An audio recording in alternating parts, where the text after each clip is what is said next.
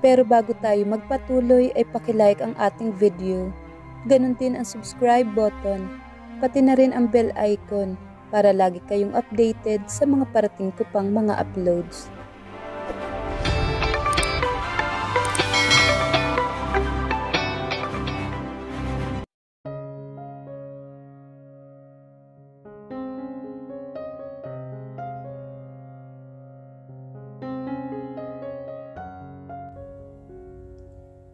Nag-angat siya ng tingin sa akin.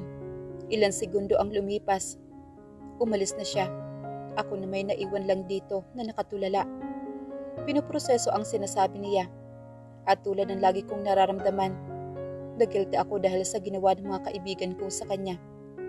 Saglit pa ako nag-isip saka pumasok sa loob dahil nilalamok na ako. Sakto at naghahanda na rin paalis si Mami at Daddy. Nakaupo sila sa sofa kasama si Mr. Cheng. Lumaking magandang dalaga si Kate, di ba? Ngumiti sa akin si Mr. Cheng. Oo nga, ang bilis talaga ng panahon. Tumawa naman si Mami.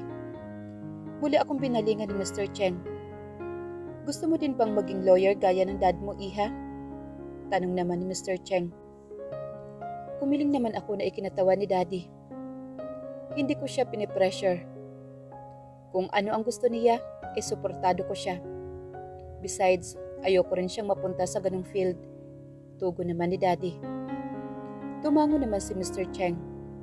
Sa bagay, pero siguro mas gusto mo ang business, hindi ba, Iha? Muli niyang usisa. Opo, tugon ko naman. Sandali pa sila nagkwentuhan hanggang sa may tinawag si Mr. Cheng. David, nariyan ka pala. Come here. Kumaway siya. Lumapit naman si David kay Mr. Cheng. By the way, Sancho, pagtapik ng Ginoo sa balikat ng aking ama. Siya si David. Anak siya ng aking matalik na kaibigan. Pero dahil sa hindi inaasahang pangyayari, kaya napunta sa akin ang batang ito. Inakbayan niya si David as usual na nakayuko. Mas natatabunan tuloy ang buhok niya, ang mga mata niya. May salamin na tapos mahaba pa ang buhok. Ayaw pa niyang ipakita ang buong mukha niya. Mukha siyang matalino at mabait na bata. Pagpuri naman ni Mami. Natawa naman si Mr. Cheng. Yes, he really is. Tingin ko magkakasundo sila ni Kate. Anti-social ang batang ito. Bumaling siya sa akin. And pwede ba, Kate? Samahan mo siya minsan. Umuwi ako. Ang totoo po, magkaklase po kami.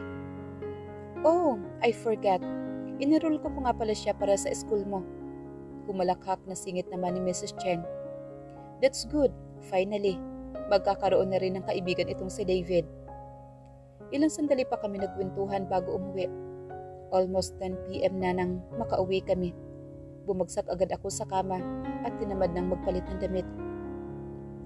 Kinabukasan 7:00 na nang magising ako, kaya na-late na ako. Hindi naman ako ginising ni Mami dahil kahit siya, late na rin gumising. Bakit ang pangit nito? Nasa harap pa lang ako ng room ay rinig ko na ang boses ni Bea. Iyan lang ang nakayanan ko. Ginawa ko na rin kasi yung sa akin kaya medyo nahirapan na rin ako mag-isip. Halos paiyak na sabi naman ni Colleen. Umirap naman si Bea. Sa'yo ang ganda. Tapos sa akin parang kinder ang gumawa. Di sana ikaw na lang ang gumawa kung hindi mo yan gusto. Sagot naman ni Corinne. Aba, talagang sumasagot ka pa. Nilapitan ito ni Bea. Ibinato ang portfolio sa mukha nito.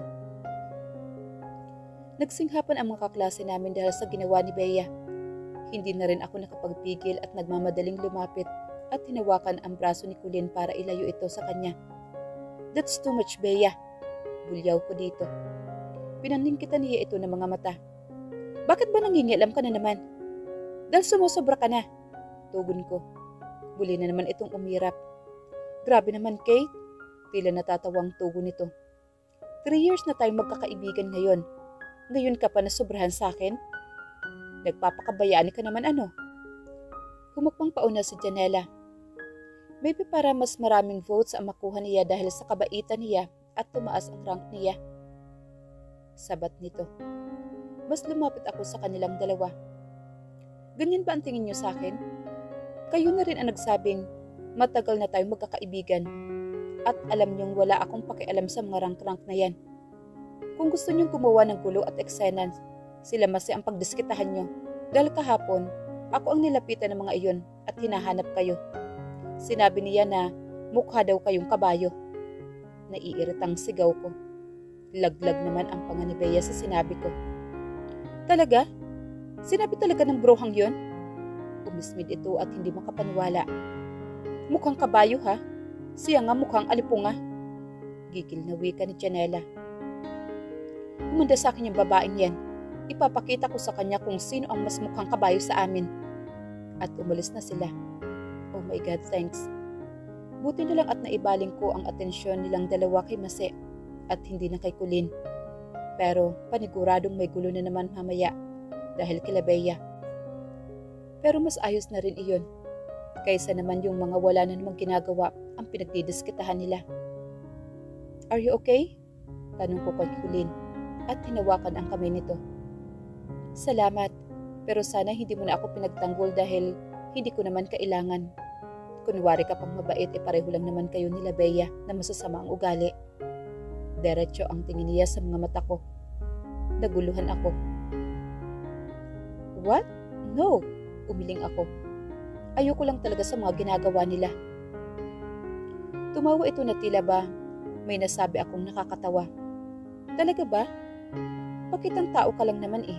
Ahas, nasa loob ang kulo.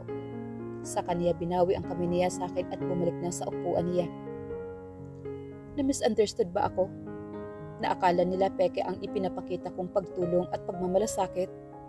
Na kaya ko lang ginagawa iyon ay para sa image? My goodness, hindi ko alam na mali na pala ang pagtatanggol sa ibang tao. Pinagtanggol mo na nga. In the end, ikaw pa ang masama. Pero hindi ko naman sila masisisi na ganoon ang tingin nila sa akin. Na isa akong masama at peke. Dahil sina Bea at Janela ang kasama ko. Huminga na lang ako ng malalim at naupo sa upuan. Ace, pahiram naman ang extra pen mo oh. Bulong ko dahil takot na marinig ni Mr. Cantos. Terror pa naman tong science teacher namin. Wala na rin akong extra. Bulong niya pabalik. Napanguso ako at nag-isip kung sino pa ang pwedeng mahiraman. Wala naman ako masyadong kaklose rito. Sila Bea lang at Janela bukod kay Ace. Nilalayuan ako ng mga estudyante rito sa pag-aakalang masama rin ang ugali ko at gagawin ko sa kanila ang ginagawa ng dalawa. Hindi ko naman mahihiraman sila Janela at Bea dahil nasa harap sila at ako na may nasa third row dahil ako dito ang nakaupo. Okay. Get 1/4 sheet of paper. Magkakaroon tayo ng quiz about atoms. Patay, bulong ko. Paano kung makakapag-quiz niyan kung wala akong pen? Nasa kaligitnaan na ako ng pagpapanik pero napakunot ang noo ko nang may bumato sa akin ng busot na papel mula sa likod. Tumingin ako sa likod at nagtama agad ang tingin namin ni David. Nakaturo siya sa papel na ibinato niya ngayon na nasa sahig na. Nakakunot pa din ang noong nilimot ko iyon. May mensahe na nakasulat sa papel. Pen, under your chair. Iyon ang nakasulat doon. Gusto ko pang matawa dahil ang pangit ng sulat niya. Pasimple akong yumuko at may nakita ngang may ballpen sa ilalim ng upuan. Kinuha ko iyon at umayos na ng upo. Tumingin ako sa kanyang direksyon at suminyas ng thank you. Malaking bagay ito para sa akin. Dahil wala akong ibang mahihiraman ng pen at malamang hindi rin makakapag-quiz. At kahit nakaibigan ako ni Janela at Bea, na gumawa ng masama sa kanya, nagpapakita din siya ng kabutihan sa akin. Naalala ko tuloy ang sinabi niya kagabi. Sabihin ko raw kay Bea na thank you para sa welcome party. Seryoso ba siya? Kumakain kami nila Bea sa cafeteria nang pag-usapan na naman nila si David. Kate, napansin mo ba? Tanong ni Bea. Nag-angat ako ng tingin. Notice what? Yung mga mata ni David. Kumunot ang noo ko. Oh, anong meron doon? Dumukwang siya sa table. Kanina kasi, habang nagre-report siya, habang tinititigan ko siya. Kasi diba, ang laki-laki ng glasses niya tapos may bangs pa. Maarting sabi ni Bea. So, kumusta ako na parang hindi interesado. Wala, I just noticed na brown yung mata niya. As in brown. Akala ko nga may contact lens eh. Umirap ako sa kanya. Iyon lang naman pala ang sasabihin. Oh, ano ngayon? Type mo na? Pinilit kong huwag maging sarkastiko. Nanlaki ang mga mata ni Bea. Of course not. Kadiri ka. Agad na tanggi nito. Kadiri ha? O may naalala ako. Thank you nga raw pala. Ngumisi ako at nilingon sina Janela at Bea. Ha? Sinong nagsabi at para saan? Usisa naman ni Janela. Sa welcome party. Nagkibit ako ng balikat. Welcome party? Nakisali naman si Ace na may pagtataka din sa mukha nito. Sabi ni David. Tamad kong sagot. What? Nag-usap kayo? Halos masamid si Bea. Friendly ka pala sa mga nerd. Umirap naman si Janela at humalakhak. Uminom naman ako ng tubig at tumikhim. No, nagkita lang kami kagabi dahil nakipag-dinner kami kina Mr. Cheng. Eh doon pala nakatira sa kanila yung si David na yun. Nagkibit balikat ako. Tapos nagkausap kami. Kung ano-anong sinabi niya tapos pinasasabi pa nga niya na thank you raw sa ginawa niyo. Well, that a sarcastic. Itinaas ko ang kilay ko. Really? Nagtatapang-tapangan hindi naman makalaban sa amin ni Janela. Giit naman ni Bea. Yeah, right. Segunda naman ni Janela. Malamang, babae kayo eh. Sabat naman ni Ace. Hindi napatol sa inyo yun dahil bawas sa pagkalalaki niya. Epal mo Ace. Wika naman ni Janela at inirapan ito. Susugurin pa nga pala natin sila mamaya. Yung babae na yun, pinagigigil talaga ako. You know what? Siya ang babae ni Axel. Sila ni Axel? Pag-iba naman ang usapan ni Janela. Oh, ano naman kung sila na? I asked. Dumaing naman si Janela. I mean, bakit si Masipa? Ang tagal ng gusto ni Bea si Axel, no? Ano bang nagustuhan mo roon? Usisa naman ni Ace kay Bea. Oo nga eh, he's a total jerk. At bastos pa. Napangiwi ako. Kumindat naman si Bea. Well, yun nga yung gusto ko eh. Yung mga wild, nakaka-excite. Wika naman ni Bea. Yeah, me too. Yung tipong dadalhin ka sa langit. Sabat naman ni Janela. Langit? Huy, grade 10 pa lang tayo no? Anong langit-langit? Gusto mong saksakin na lang kita para mamatay ka? Oops, hindi nga pala sa langit ang punta mo. Halakhak naman ni Ace. Sa mga ganito lang siya nakakabawi kay Janela. Shut up Ace. Palibhasa, ikaw, mababang standard. Inirapan siya ni Janela. Bakit? Yung mga katulad ba ni Axel ang pasok sa high standard para sa inyo? He's lower than low. Porke ba marunong makipag ganon, pasado na sa high standard? Kayo yung mga cheap na taste, no? Umirap si Ace. Nainis na siguro kay Janela. Alam mo Ace, nag-cross pa si Bea ng mga braso. Manahimik ka na lang dyan kung ayaw mong mawala sa scholar.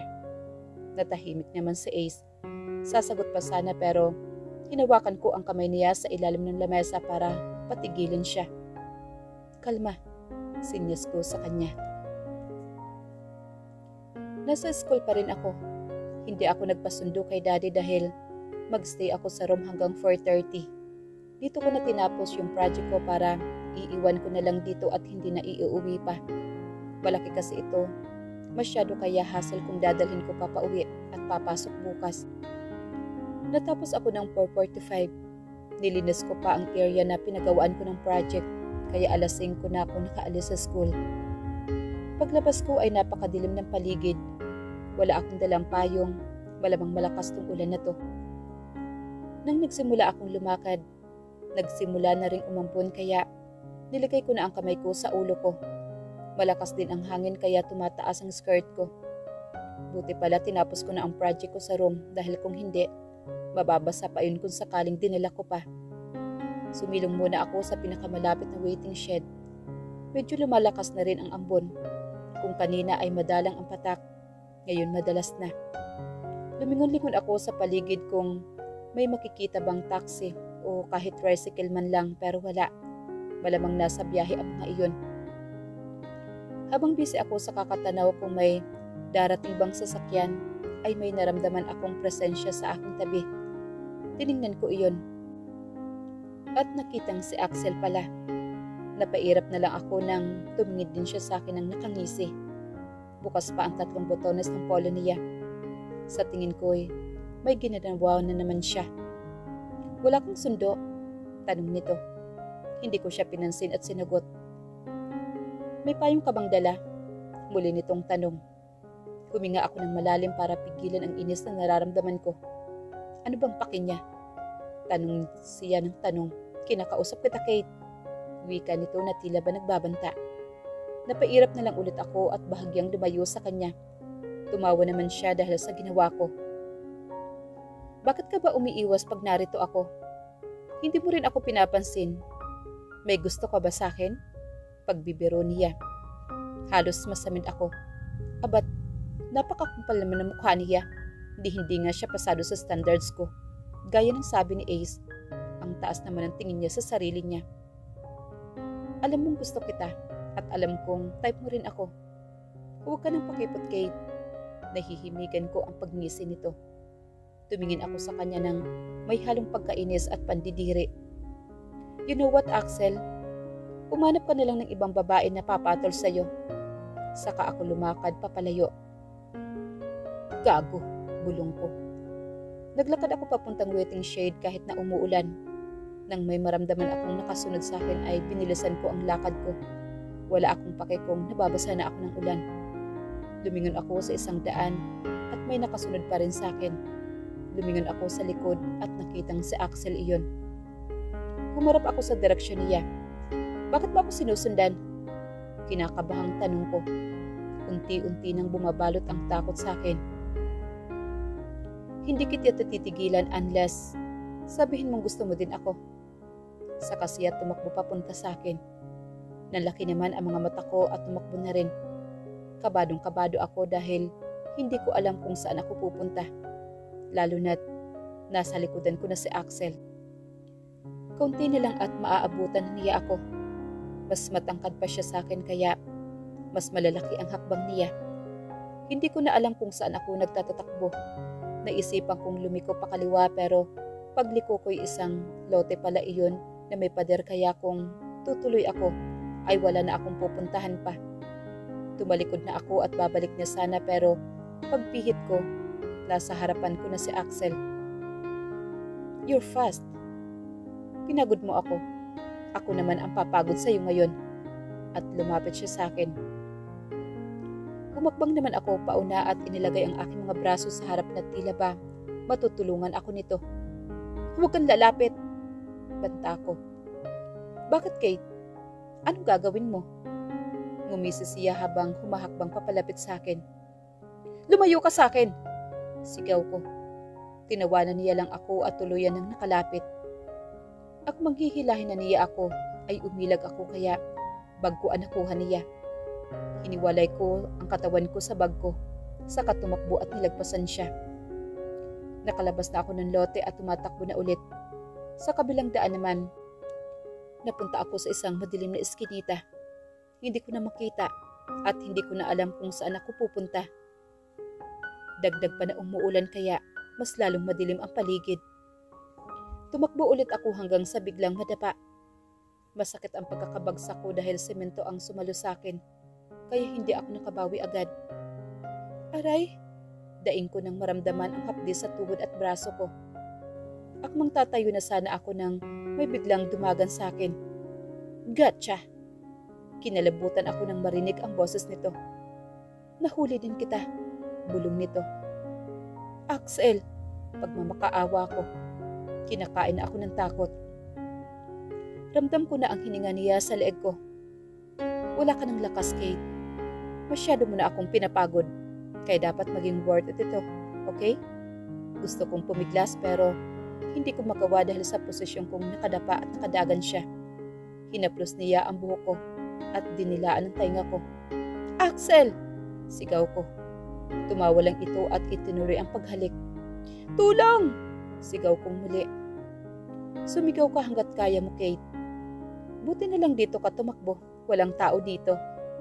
Diniin niya ang sarili niya sa akin kaya mas lalong hindi ako nakagalaw. Basang-basa na ako sa ulan at hindi pa nakakabawi ng maayos sa paghinga dahil kanina pa ako tumatakbo. Hinawakan niya ang balikat ko para itihaya.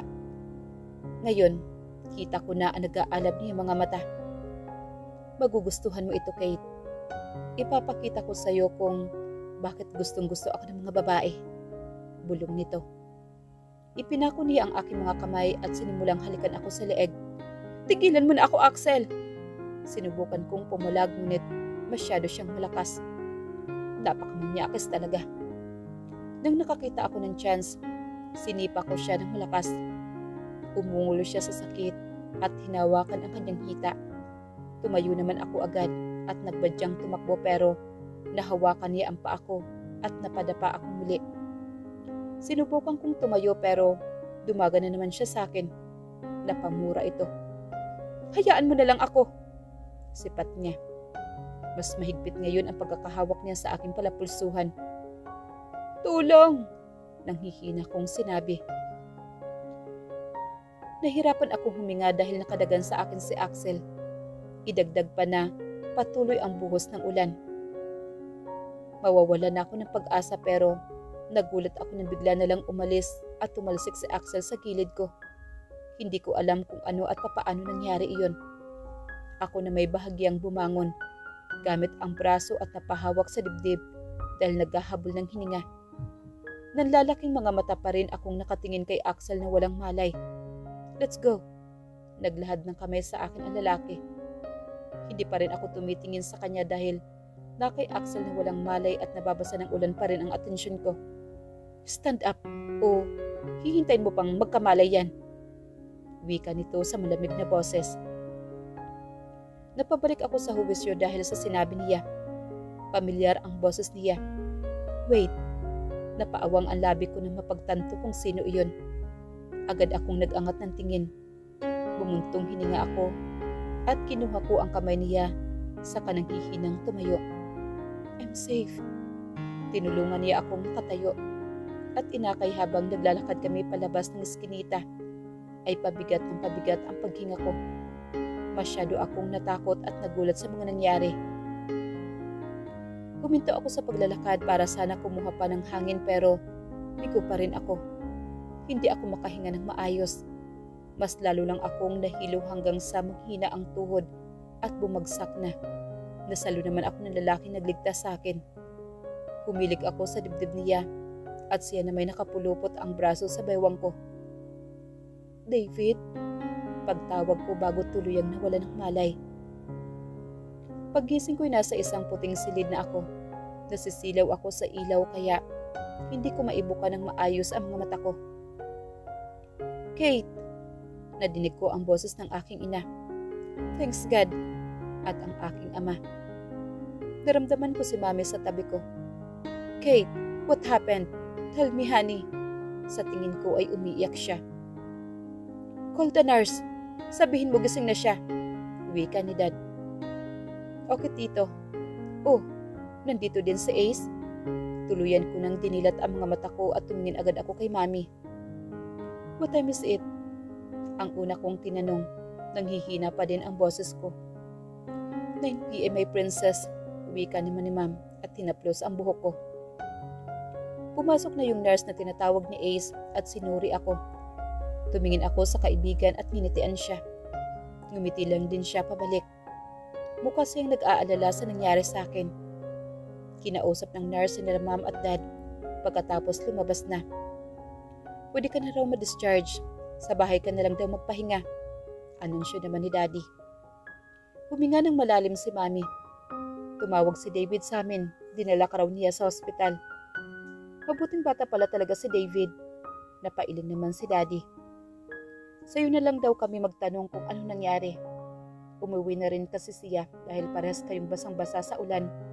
Ano nga bang nangyari, anak? Mukhang nag-aalalang wika ni Mami.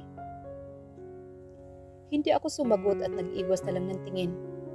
Ayoko pa at hindi ko pa kayang pag-usapan ang tungkol doon. Han, hindi muna natin dapat siya tinatanong about sa nangyari. Bago lang ito sa kanya. Hayaan muna natin siyang magpagaling. Wika ni Dad at tinapik ang balikat ni Mami. Tumango naman siya kay Daddy at sinabing lumabas muna. Kami na lamang ngayon ni Ace dito. Agad siyang umupo sa inuupuan ni Mami kanina. Sinabi ni David sa akin anong nangyari. Hinawakan niya ang kamay ko. Talaga? Nanghihina kong tanong. Yeah, paalis na siya pero hinabol ko. Si Axel ang gumawa niya sa'yo, hindi ba? Makikita ang galit sa mga mata ni Ace habang sinasabi yun. Lumunok ako at tumango. Gago talaga yun. Ere-report ko ito sa school. Umiling ako agad. Huwag na, kakalat lang. Of course not. School committees lang ang makakaalam nito. Sisiguraduhin kong masususpende siya. Desperado niyang saad. Tumango na lang ako dahil porsigido talaga siya. Sasabihin mo ba ito kay Tito? May takot sa mukha niya. Huminga ako ng malalim at umiling. No. He's a lawyer after all. Kapag sinabi ko, malamang hindi siya papayag na walang gawin kay Axel. Ayoko lang na mas lumaki pa ang gulo. Deserve niya yun. Giit niya. Umiling ako. Sila Bea at Janela, magagalit sa akin. Umirap naman siya. Boba talaga ng dalawang yun. Ganong lalaki ba ang pasado sa high standard na sinasabi nila? Kadiri. Natawa ako. Salamat nga pala. Ngumiti ako sa kanya. Si David ang nagpapunta sa akin dito. Sa kanya ka dapat mag-thank you. Uwi ka niya. Paano? Naguguluhan kong tanong. Binessage niya ako gamit ang cellphone mo. Akala ko nga pinaprank mo ako eh. Hinanap niya ang kanyang cellphone at ipinakita ang message sa akin. Akala ko ikaw lang ang nag-text, tapos tinawagan ko si tita para kumpirmahin. Tapos iyon, nasa hospital ka nga raw. Napangiti na lang ako. Si David ang tagapagligtas niya. Dapat ko siyang pasalamatan. Si David ang nagligtas sa'yo, wika ni Ace. Pero, paano naman kaya siya napunta roon? At paano kaniya naligtas? Basta, sinuntok niya si Axel, tapos nawala ng malay. Umiwas ako ng tingin. Ilang suntok? Tanong niya. Isa, dugon ko naman. Natawa siya ng malakas. Isa? Totoo? Mahina pala yung Axel na yun eh. Nakitawa na rin ako. Kinuwento ko pa sa kanya ang lahat ng nangyari. Umuwi na rin kami pagkatapos noon. Ayaw pa sana akong ipa-discharge ni Mami pero sabi ko, okay na ako at gusto ko rin pumasok bukas.